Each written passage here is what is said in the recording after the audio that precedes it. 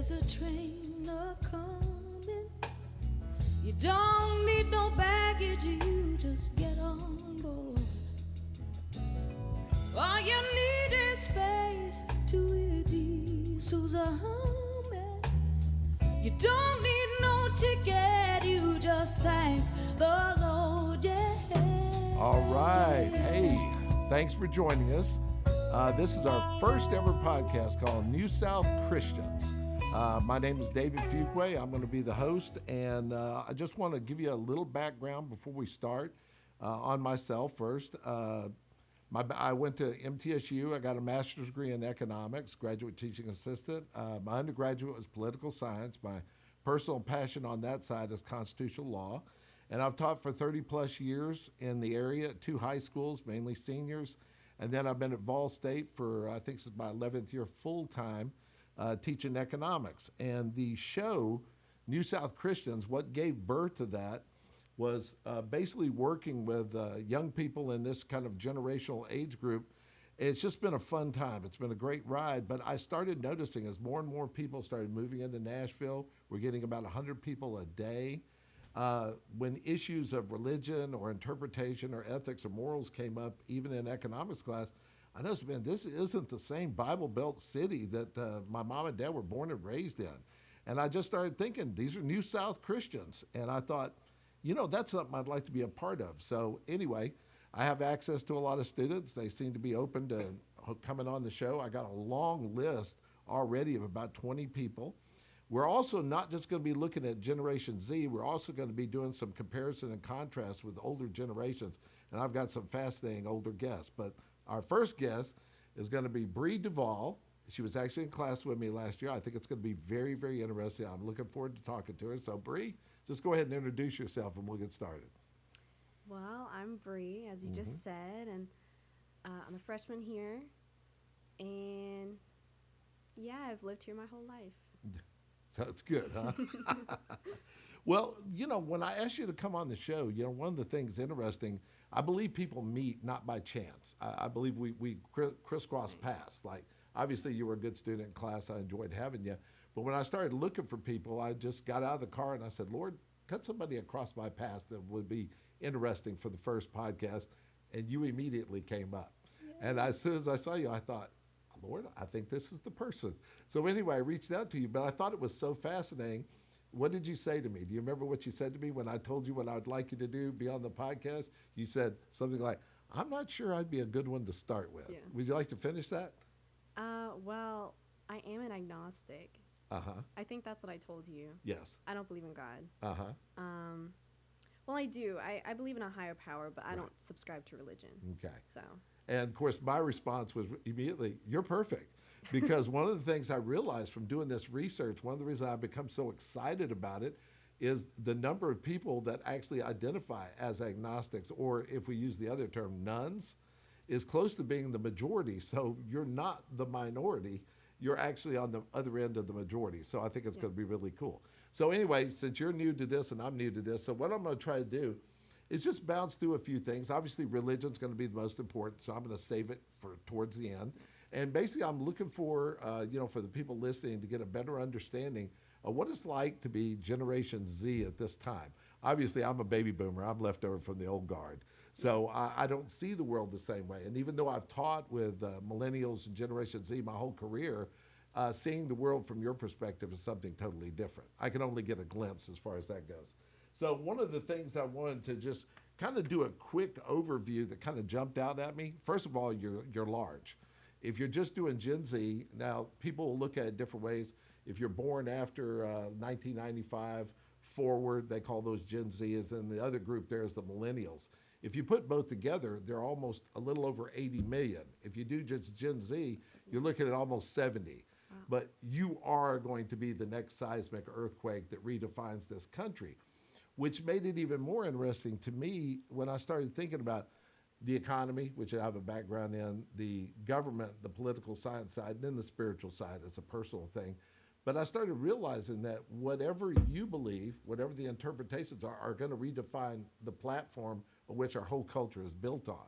So I think we all should start paying attention to what you think and how you see things. So that's one of them. So I'm going to just pop through a few things that popped out at me, and I'll just stop periodically. I'd be curious what you think. One of the first one was, I didn't realize, I'm not an Instagram guy, that Instagram is still the most popular according to the statistics. Is this true? I don't know about the statistics, but Okay. I do know that I wake up every single day and the first app that I get on is Instagram.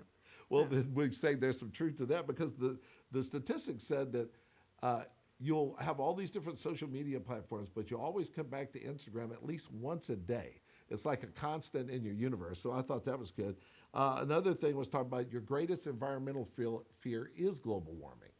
So is that true? Or, I mean, from your perspective, do you feel like that's a fear? Or well, I mean, I don't know. I've had different statistics. My parents tell me that the ozone layer replenishes itself. Oh, So okay. there's no need to worry about it. But then other sources say, no, it doesn't. And we're constantly killing it. Okay. So I don't know. I don't really have a stance on it. Okay, so the ozone is replenishing itself. That's what I was told. Huh, interesting. I have to reach out to some science people. I'm not sure I don't about know. that. One of the other things, and I'll really admit to you, last night, this is when I was kind of finishing this emotionally overwhelmed me, was mental health therapy for your generation is the highest ever. Depression, anxiety, and then connecting those to suicide. And when you started looking at the numbers, it was incredible. Is that something personally you observe in your generation, or do you think that's accurate? Very. So I don't think I know anyone that isn't depressed. really, I'm not going to lie. so what do you think? Where do you? I mean, I know we all deal with it. I've had my bouts in my lifetime, but I've always been, I guess, a happy child, and I've Same. always tend to be lean toward the positive. But Yeah. these numbers are too much. I mean, this is. Yeah. I mean, it's hard. I mean, I don't want to sound like I live in a naive world, but gosh, it was Yeah. overwhelming. So that's the way you see it also? Like your Yeah. friends, people you associate with? Yeah. Well, what do you think's driving it? I don't know. Maybe I feel like my theory is that we're set up for failure. Really? Yeah. So why be happy when you're so overwhelmed all the time? You know, there's the climate issues, as you Okay. talked about. There's getting a job and sustaining a job with COVID still being a thing, and living paycheck to paycheck Sure. because inflation is so high. Okay. I feel like a lot of things contribute to Really? it. Well, one of the things that popped up in here they were trying to connect it to is they talked about the pandemic. And from your view, I mean, how did you see the pandemic, through the lens of like your family and friends and everything? Because I can understand if we're pointing to that, but they're saying we were on that track to anxiety and depression even before the pandemic. The pandemic just put it on turbo drive. Yeah, So do you think that's true, or did you notice that? Really? definitely. I was a really happy person before COVID. So, Okay. and then I wasn't around anyone the entirety of that summer. And Right. It was terrible. Well, they talked about isolation, that in Yeah. some ways the statistics said that you're one of the loneliest generations. Now, I don't think we can tie that all to COVID, but to be honest with you, I was climbing the walls also. I'm a very people-oriented person, and when I didn't have access to people and I was told I had to Zoom my classes, I had to Zoom meetings, I love students, I love teaching, but I got to tell you, I do not like Zoom. I hate it. But I got to keep a check coming, so I'm not going to complain. But at the same time, I found myself like building a picket fence in the middle of winter just to have something to do. Yeah. And I went through really a period of depression and isolation, so I'm assuming. But what do you think about the impact on your generation when it comes to school? I mean, did you really just have 2 years ripped out and where you did nothing? Or Well, I feel like my schooling situation was a lot different than Okay. everyone else because my family didn't really believe in COVID. So I still so went wait to a minute. school. The ozone replenishes itself, and now we don't believe in education. All right, we're on the right path. Yeah, Go I for mean, it. I told you I was homeschooled. Okay. So I went to a homeschool group. So I was Okay. still around people. Oh, okay. But the people that I knew that Mm-hmm. they didn't get to go to school and they were constantly on Zoom, I don't understand how you can learn anything online. I would not have learned anything being homeschooled unless I went to a homeschool group. Right. So that definitely contributes. So you didn't have the same social anxiety that a lot of people, because we had students, and I'm going to be very honest with you, the students that have been in front of us over the last 2 years, it's been a real struggle. I have a lot of compassion for them, but the teachers are going through the same thing.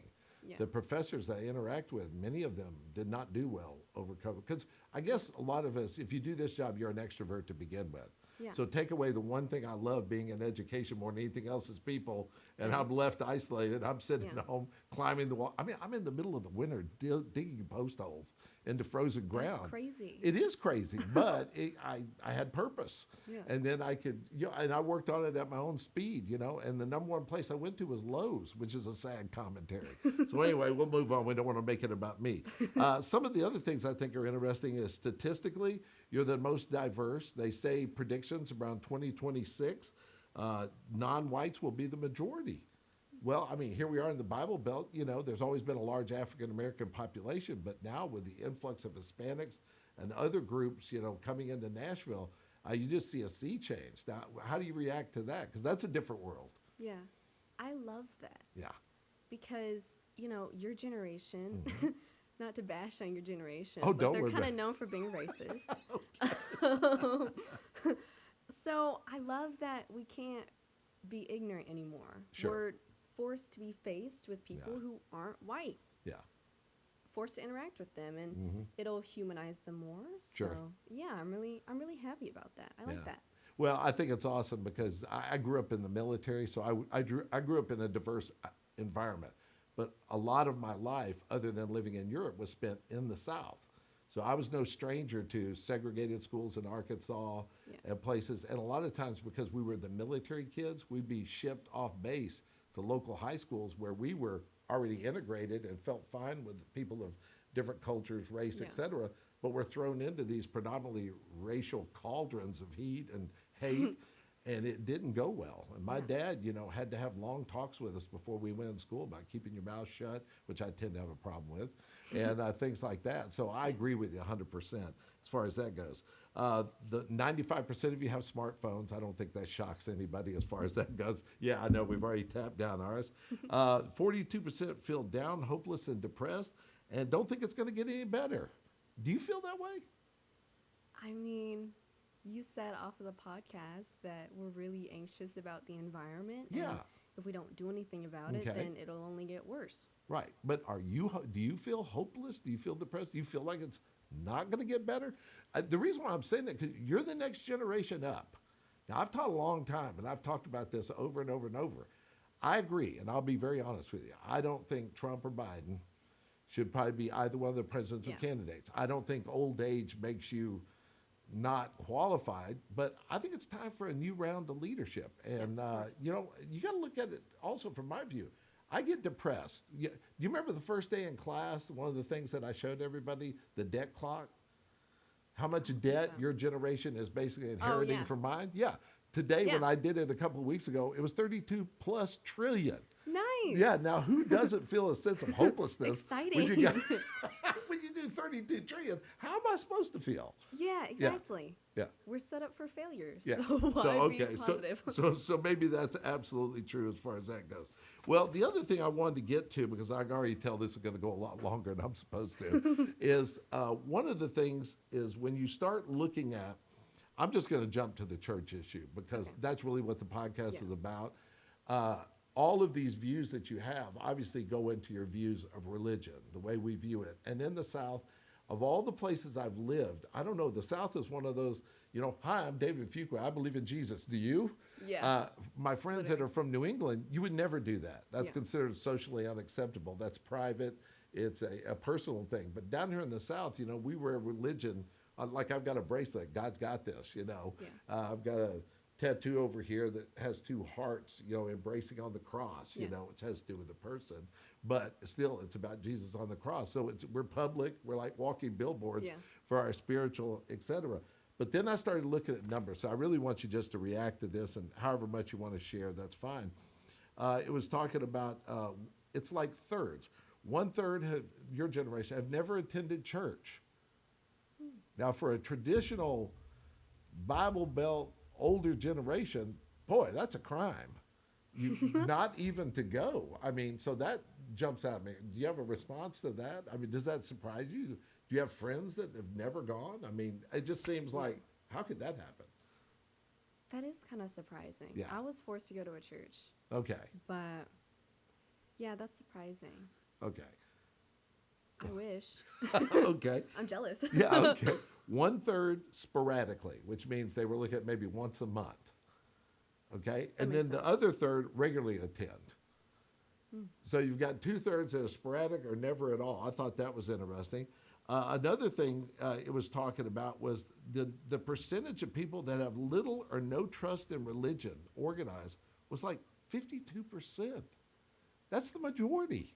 Do you want to comment on that? I that just kind of blew my hair back. I mean, I think my thought on it is the pastors, they're people.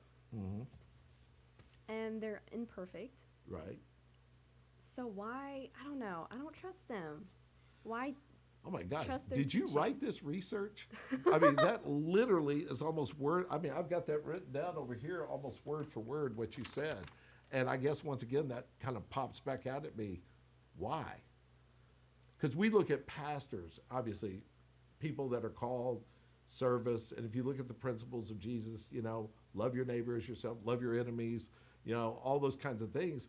But then when I started looking at the statistics and the number of people that said exactly what you said, I don't trust them. Yeah. Why? I mean, we've built them up in our society as to be trusting. They've accepted, I would say, by their position that I'm a person that believes in these principles. But do you think they don't walk it? They just talk it? Yeah, they don't walk it. They're hypocrites. Really? Okay. Well, to give you a little background on me, Okay. the last time I went to a youth service was many years ago. Okay. And the reason being why I don't go there anymore is because I was slut shamed. You For were wearing what? I'm sorry. I was slut shamed. Slut shame. I was wearing a tank top. And they Oh, thought, okay. I'm sorry. I that- was like, I got slut, but slut shaming. I wasn't Yeah. sure. Okay. Do you know what that is? No, I guess I don't. That's why I Oh, was asking okay. you. It's, Yeah, it's Yeah, go when ahead. people judge you okay. for, religious beliefs or any other beliefs. They think that So, you but- should cover up. okay, so let me go back a minute. Well, I understand the idea of modest clothing. Yeah. I think some of the quotes in the Bible, you know, not to bring attention to yourself. And I know we live in a society where that swings wildly. Like, you know, the Amish, you know, then people that come from the Middle Eastern culture that wear burqas, where they, I mean, modesty, talk about that. You can only see Yeah. their eyes. So full coverage to modesty to people that don't cut their hair to people that wear, you know, all the way down to their ankles Yeah. to more modern. And I find that interesting though, because in our culture, I don't know, you know, you were talking about maybe going into marketing, the kind of clothes people wear. I mean, that's more of a mainstream thing. Yeah. Yeah. Yeah. But anyway, I was wearing a tank top and they thought it was a sports bra. So Okay. it wasn't because of how much skin I was revealing, but it was because of the specific article of clothing that I was wearing. Okay. Does that make any sense? Not to me. Okay. So I stepped out of the church and I reevaluated everything, and I was already questioning Okay. my religion at that point because I'm not gonna lie, I don't believe in the Bible. Okay. You know, we all know that it was written by a man. They say that it's God's words, but Okay. written by men. Okay. I don't Yeah, I believe think that. they always call it the inspired word of God. Like, you know, it was laid Yeah. on these individuals' Yeah. heart. Okay, go ahead. But my belief is that if it was really written by a God who says to love everyone as Right. Jesus loves you, then why is being gay a sin? Okay. And why is dressing a certain way a sin? Okay. So that's what made me step out of the church. Okay. Well, it's interesting you should bring that up too, because one of the quotes in here when we were talking about religion was the view of obviously your generation when it comes to individuals that are identify as gay or lesbian as their traditional groups. And I know there's LBGTQI. IA. There's IA. Okay, is that Plus. Okay, plus, okay. Well, There's a bunch. you can tell I end at some point. But if we're just talking gay and lesbian, Yeah. that in your generation, when they look at, you know, when you're interviewed, et cetera, you believe the ability of gay and lesbians to marry is actually good for society. And it's the majority, which obviously, if we go back to older generations, you're not going to find that. Yeah. So even though you've identified yourself as somebody who's left the church and maybe doesn't share those beliefs, why do you think that's so? I mean, why the huge change from your generation to, let's say, mine? But if I go back to my grandmother, she'll tell you straight up, you're not going to inherit the kingdom of God, which means you're going to burn in hell. And there's no debate here because it says, the immoral will not inherit the kingdom of God, blah, blah, blah. So anyway. So how the big change, in your view, why is your generation so accepting as opposed to the other? Because once again, you grew up here and I spent most of my life, we're in the Bible Belt. I think a large part of that is technology and access to more information. Oh, okay. So it's not just word of mouth anymore. It's not just, believe what your mom and dad say, believe what your pastor says. You're finding out on the internet that pastors are molesting children. You find out on the internet that all types of stuff that makes you doubt what you've been taught. And that's not what your generation had. So I think that definitely contributes to it. And also, we don't want to hide being gay anymore. Baby boomers are gay. Okay. All of the generations are gay, they're just closeted. Do you know what that term means? Oh, yes. I know what being in the closet or coming out of the closet, yes. They're just closeted. Yeah. So I feel like my generation is fed up with having to hide that we're depressed, that we're anxious, that we're struggling, that we're gay, that we're lesbians, stuff like that. I'm definitely fed up. I don't want to hide that. Okay. So, I don't know. Yeah. Well, and I think what you're saying is true because, I mean, something that just popped in my mind was when I used to watch TV back in the old days, I mean, having a cigarette lit was considered a negative. You would never see any cleavage or inappropriate clothing because you couldn't get past the censor. When the Rolling Stones were on, what was the guy's? He was the number one night host, entertainment, whatever. When they came in, they were told not to do this and that. And then the Doors, it was Ed Sullivan, and they were told, girl, there's a line that says, girl, you couldn't get much higher. And they were told not to say it. Well, the lead singer for the Doors decided on national TV he was going to lean into the microphone and accentuate high, and that caused a huge disturbance, et cetera. And so, it slowly came, but obviously now with streaming content, et cetera, and, what's at home now can be decided by you, and we know about all the access to pornography and all the different violent content that's there.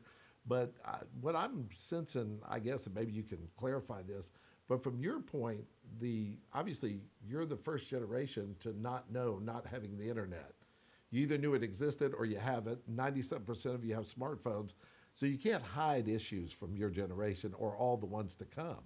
So it just popped in my head. How are you going to, if you decide to have kids, how are you going to address the issue with your son or your daughter?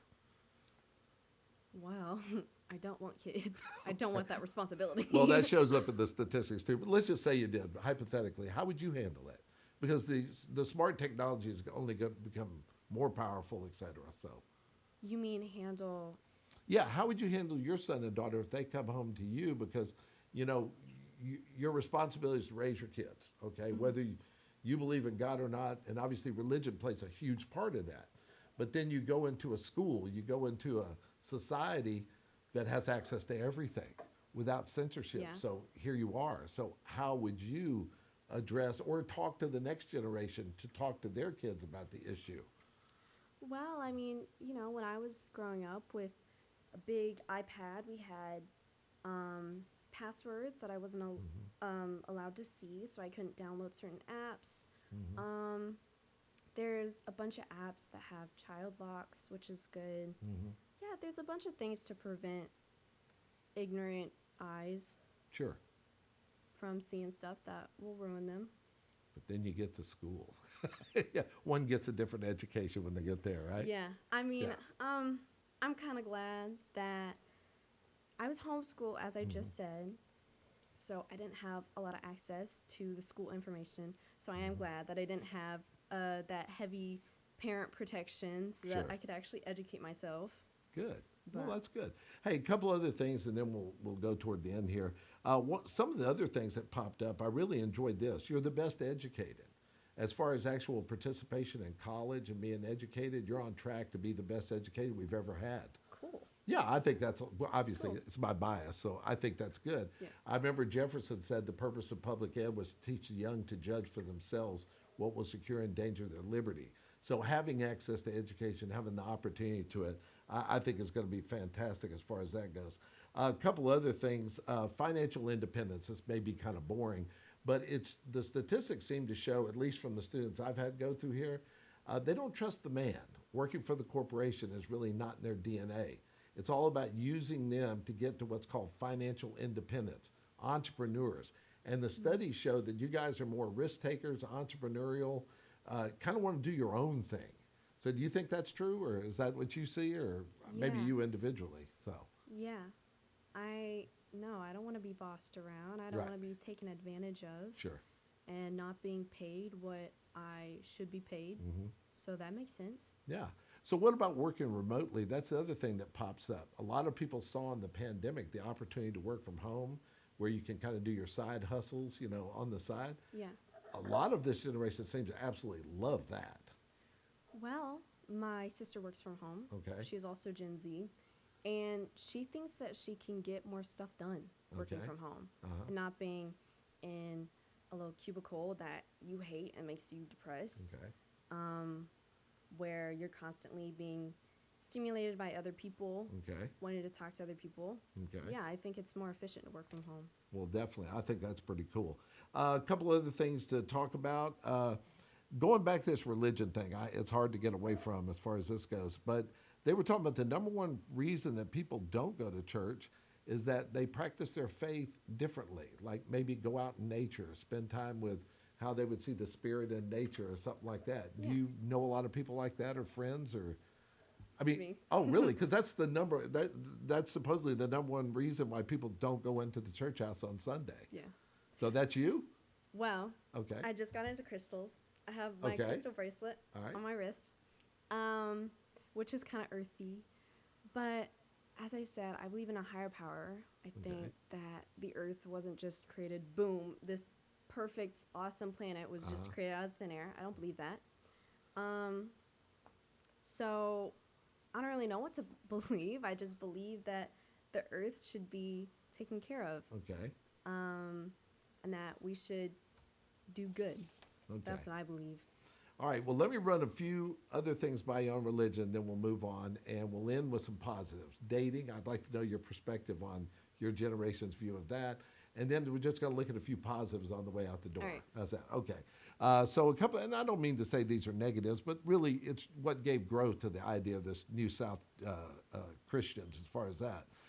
You talked about 52% of Gen Z have little or no trust in organized religion. We've talked about that. Only 14% trust organized religion completely. Man, that really kind of stuck in my head as far as that goes. They also looked at what does Generation Z want from church. So let's say people that want to go to church from your generation. I'd like you to comment on this. They said they were looking for church as a place that creates community. They were looking for a church that creates security, a place where I can have discussions of deep issues and not just religious. So let's say if I wanted to discuss the gay marriage, maybe conflicts between the Bible and maybe what the particular church is preaching, that you can have those safely and not say, well, we can't talk about that in here. That's Yeah. not appropriate. Compassion for other people. Social justice popped up in every part of research I did for your generation. And then the last one is connections. Is that, absolutely making connections with people. So do you think those are four? Do those sound like solid? If the church wanted to attract you, let's say back and bring you back in, is that a good place to start? Yeah, I mean, I don't Okay. believe in their core values that the Bible teaches. Okay. But if we were to ignore that, then yeah. Okay. Well, here's a couple more, and I want you to comment on these. One was to be authentic. In other words, if I walk into that church, I want a church that's authentic. Like you talked about your view of pastors, ones that talk the talk but don't walk the walk. They say, so you want authentic. And that Yeah. the word authentic turned up in a lot of things. It turned up in the products you buy, the people you associate with, et cetera. One, you want to build relationships, shared responsibilities. You want to use technology to share stories. I thought that was cool. But you do not expect them to come to you. In other words, I have to create it and coax you into coming, but I'm not going to go out and pull you in. And I don't know, are you that kind? Do you want somebody to come? If you were interested in exploring church, do you want somebody to come in and pull you in? Yeah, I mean, it's a lot less work for me. So that'd be my reason. Okay. So anyway, I just thought that was kind of funny. All right. Well, a couple of things before we wrap up. So I wanted to talk about two things real quick. One is dating. Obviously, I come from a different generation. A lot of the statistics seem to say that you reject the basic norms. 55% of you want kids. I think you said you don't want kids. Okay. No. As far as that goes. It says 75% are attracted to others that are open to working on their well-being. The term well-being came up in everything. But, you know, because I always remember my generation, what are you attracted to? Somebody that's attractive physically, you know, eyes, lips, body, whatever. I mean, so you would talk about all these just physical features. A lot of what was in here was the idea of mental health, self-help, self-love, working on well-being came up over and over. And I mean, think about it, 75% are attracted to others who are open to working on well-being. Talk to me about that, because that's alien for me. Well, as a woman, I am very familiar with the term toxic masculinity. Do you know about that term? I think it's self-explanatory, isn't it? Yeah. Yeah. It's wanting to be manly, Macho? don't show, macho, don't show any emotions. Okay. So basically repress all the feelings that you naturally have. Toxic masculinity, not a good thing. Yeah. So if my partner were to not take care of that, because it's really push on men, Right. I don't want a partner who buys into that. Okay. A couple other things. I thought this was neat. Instead of meeting, in my generation, you met complete strangers and then you dated, then decided if you liked each other or not. Yeah. This one said that 50% of women would prefer to have a friend. In other words, I meet you as a friend, I spend time around you as a friend, then I date you. That makes sense. Yeah, I thought that was pretty cool. But this is one thing I really want you to comment. It says 60% of people in your generation believe that people can't be trusted. Yeah. Wow. Is that true?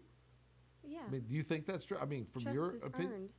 trust is earned. Yeah. So your first instinct in meeting a person is, I don't trust you? Definitely. Wow.